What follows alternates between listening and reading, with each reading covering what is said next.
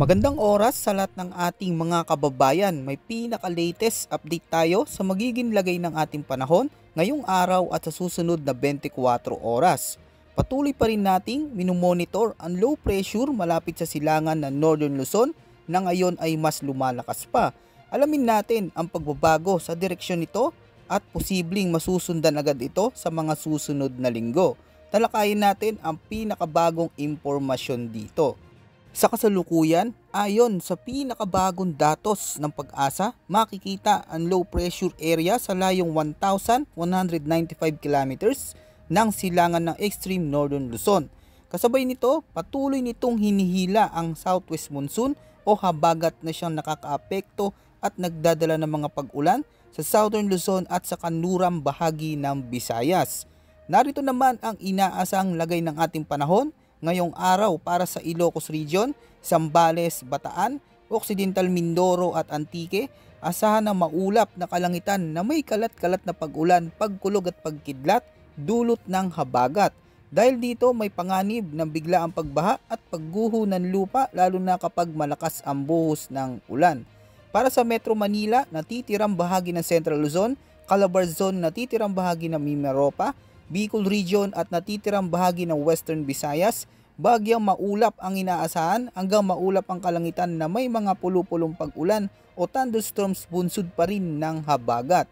Kaya may bantaran ito ng flash floods o landslides tuwing may malalakas na thunderstorms.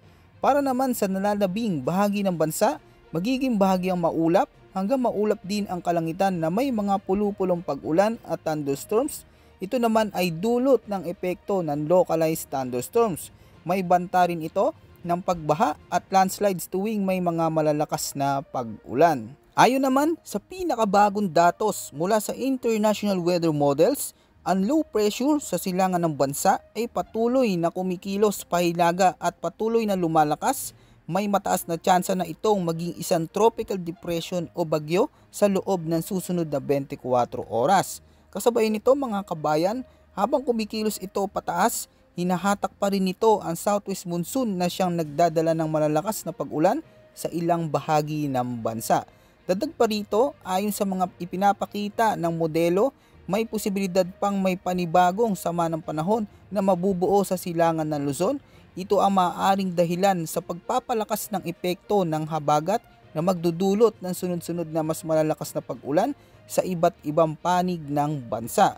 At bukod pa rito, ayon sa pinakabagong datos ng Potential Cyclone Threat Forecast, inaasahan ng 2 hanggang 5 pa na bagyo ang posibleng pumasok sa Philippine Area of Responsibility.